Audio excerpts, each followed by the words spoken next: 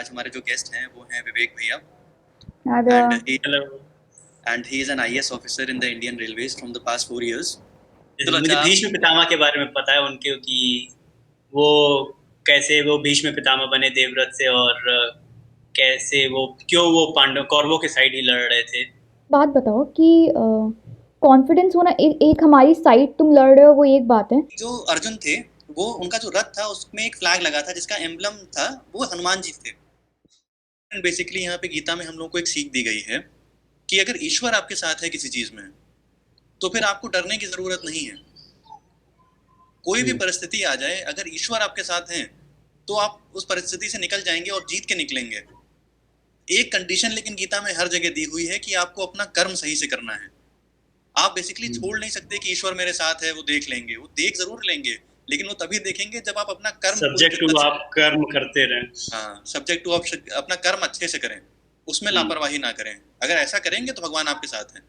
Basically ये मुझे लगता है कि ये जो श्री कृष्ण जी अर्जुन का जो रथ चला रहे थे इसकी इससे मुझे ये इम्पोर्टेंस ये समझ में आती है कि भगवान किसी के का श्री कृष्ण जी को क्यों रथ चलाएंगे अर्जुन का।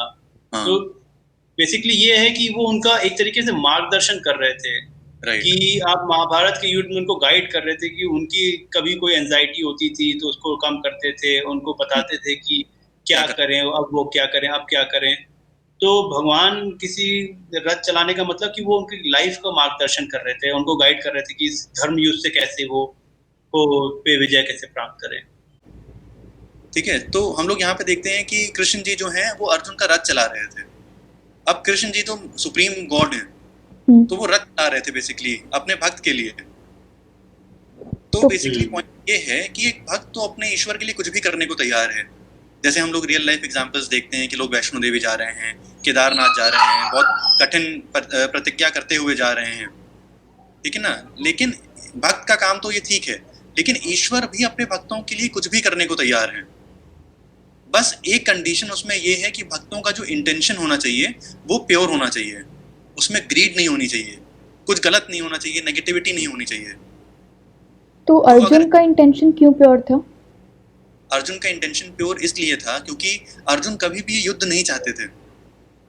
वो नहीं चाहते थे कि अपने परिवार वालों से उनको लड़ना पड़े, अपने ही भीष्म पितामह से, अपने भाइयों से, अपना ही परिवार उनके सामने खड़ा था। तो वो कभी भी ये नहीं चाहते मजबूरी थे। में लड़ रहे थे वो। हाँ, वो मजबूरी में लड़ रहे थे।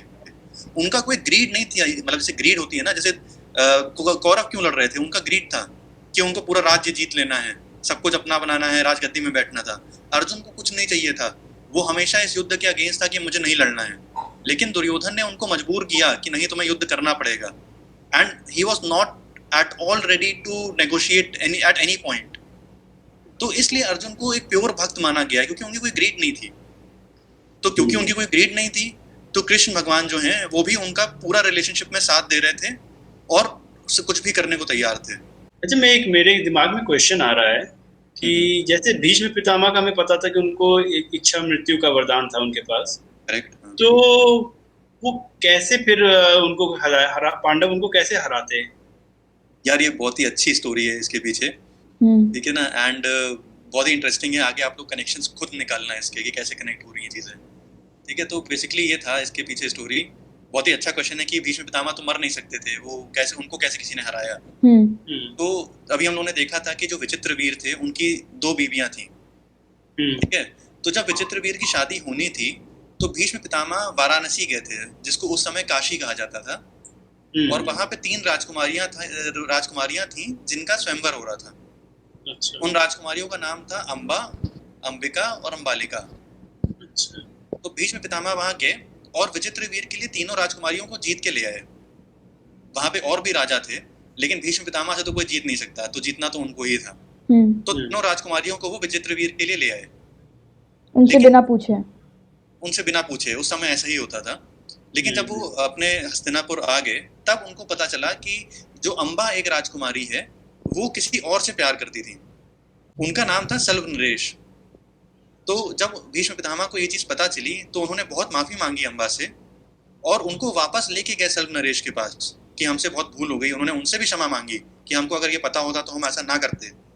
लेकिन सल्व नरेश ने उसके बाद उनको एक्सेप्ट करने से मना कर दिया कि आप राजकुमारी को जीत के ले गए, आप अपने राज्य ले गए, अब मैं कैसे उनको अपना लूं। अच्छा। तो अम्बा के लिए बहुत ही क्रिटिकल सिचुएशन हो गई थी और वो बहुत ही नाराज हो गई थी भीष्म से हाँ, कि मैंने आप ये भी पढ़ा था कि सल्व नरेश भी थे उस उस स्वयंवर में। उस स्वयंवर में सल्व नरेश खुद भी थे, हम्म, लेकिन वही सेम कंडीशन है, भीष्म पितामह से तो वो जीत नहीं कोई पाते। जीत नहीं पाता। ठीक है, अब सल्व नरेश ने मना कर दिया कि हम एक्सेप्ट नहीं करेंगे, और अम्बा भीष्म से बिल्कुल नाराज हो गई थी कि आपकी वजह से मेरे साथ ये सब चीजें हो रही हैं। तो इस पे भीष्म जी ने उनको समझाया, माफी मांगी। अब अम्बा ने ये बोला कि अब आपकी वजह से क्योंकि ये हुआ है तो आप मुझसे शादी कीजिए, आप मुझसे विवाह कीजिए। अच्छा। तो भीष्म पितामह ने उनको समझाया कि मैंने उनको ऐसी दे कैसे? रखी है और मैं ये आपसे विवाह नहीं कर सकता। तो अम्बा नाराज होके परशुराम के पास चली गई। परशुराम कौन थे? परशुराम जो थे वो भीष्म पितामह के गुरु थे। जैसे द्रोणाचार्य गुरु थे पांडवों के और कौरवों के, वैसे भीष्म पितामह के गुरु थे परशुराम। जितनी चीजें उन्होंने सीखी थी सब उनसे सीखी थी। परशुराम ने भी इसमें भीष्म की ही गलती बताई कि आपने बिना पूछे कैसे आप तीनों राजकुमारियों को ले आए, ठीक है ना। और उन्होंने भी यही सजेशन दिया कि आप इनसे विवाह कीजिए, लेकिन भीष्म पितामह ने उनको भी मना कर दिया कि आप मेरे गुरु हैं, मैं आपकी इज्जत करता हूँ, लेकिन मैं ये विवाह नहीं कर सकता क्योंकि मैंने प्रतिज्ञा ले रखी है। तो इसमें परशुराम ने उनको बोला कि तुम्हें मुझसे युद्ध करना होगा क्योंकि मैंने वचन दे दिया है इनको कि मैं इसको न्याय दिलाऊंगा। तो भीष्म पितामह ने बोला कि मैं करना नहीं चाहता, लेकिन मैं अगर आपको यही आपकी इच्छा है तो युद्ध कर लेंगे। अच्छा। फिर कुरुक्षेत्र पे 23 डेज तक उनके बीच में युद्ध हुआ। 23 कुरुक्षेत्र में ही 23 डेज तक परशुराम ने और भीष्म ने युद्ध किया, और उस युद्ध का कोई नतीजा नहीं निकल रहा था, सिर्फ विनाश हो रहा था चारों तरफ। तो बहुत सारे देवता आए, उन्होंने परशुराम को रिक्वेस्ट की कि आप इस युद्ध को रोकिए वरना ये सब विनाश हो जाएगा चारों तरफ, लेकिन ये युद्ध का कोई नतीजा नहीं निकलेगा क्योंकि भीष्म को आप हरा नहीं सकते। क्योंकि ऑब्वियसली हम सबको पता है कि क्यों नहीं हरा सकते भीष्म को। तब परशुराम ने अम्बा से माफी मांगी कि मुझे ये युद्ध रोकना पड़ेगा और मैं क्षमा प्रार्थी हूँ कि मैं आपको न्याय नहीं दिला पाया। इसके बाद अम्बा और गुस्सा हो गई कि ये तो इतना अन्याय मेरे साथ क्यों हो रहा है। तो उन्होंने शिव भगवान की प्रार्थना की और तपस्या पे बैठ गई। बहुत ही जैसे पहले हम लोग पढ़ते थे ना कि सालों प्रतिज्ञा की उन्होंने, तपस्या की उन्होंने शिव भगवान की, और फिर विश ग्रांट हो गई। हाँ, और फिर विश ग्रांट हो गई। तो अल्टीमेटली शिव भगवान आ गए, उन्होंने उनकी कहानी सुनी और उन्हें बोला कि तुम्हारे साथ गलत हुआ है, और उन्होंने उनको वरदान दिया कि अगले जन्म में तुम शिखंडी के रूप में पैदा होगे, और शिखंडी ही वो इंसान होगा जो भीष्म को मारेगा। ओके। और आगे चल के जो शिखंडी जब ये पैदा होंगे तो शिखंडी पांडवों की साइड से लड़ेंगे। तो मतलब हमने आज ये सीखा कि एक तो दुर्योधन को अपनी आर्मी पे कितना कॉन्फिडेंस था और ओवर कॉन्फिडेंस था, और उसके अलावा हमने देखा कि अम्बा के गुस्से से क्या हुआ और भीष्म पितामह ने जो प्रण लिया था, क्या लिया था और क्यों लिया था। तो भैया आप बताइए कि आज की वीडियो से आपने क्या सीखा। आज की वीडियो में मुझे बहुत ही मतलब कि एक महाभारत की एक पॉइंट नोटिस में आया कि हमने जैसे कि सीखा कि द्रोणाचार्य को मारने के लिए धृष्टद्युम्न का जन्म हुआ, और भीष्म पितामह को मारने के लिए शिखंडी का जन्म हुआ। तो ये जो जन्म हुए, इनकी जो फाउंडेशन थी ये बहुत पहले से ही रख दी गई थी। तो ओवरऑल ये देखा जा सकता है कि स्टोरी ओवरऑल बहुत बैलेंस थी, दोनों तरफ की स्केल्स, पांडवों और कौरवों के स्केल्स बैलेंस थे। हम लोग अगर ये सोचे कि पांडवों कौरवों के साइड भीष्म थे और द्रोणाचार्य थे तो बहुत ही हैवी साइड थे, क्योंकि कृष्ण जी तो लड़ नहीं रहे थे। पर ऐसा नहीं था, भगवान ने हमेशा से ही उनका तोड़ बना के ही रखा था ताकि धर्म युद्ध में हमेशा अच्छाई की ही जीत हो। तो ये मतलब कि ये ओवरऑल स्टोरी को बहुत ही ये बैलेंस रखा गया है। बैलेंस इन इट, पता है जो होना है वो सब कुछ लिखा हुआ, जो कहते सब पता है उनको, वो सब कुछ पहले से था। उनको वरदान मिला भीष्म पितामह को, लेकिन उनका तोड़ आगे स्टोरी में मिल गया हमको कि कौन उनको मारेगा।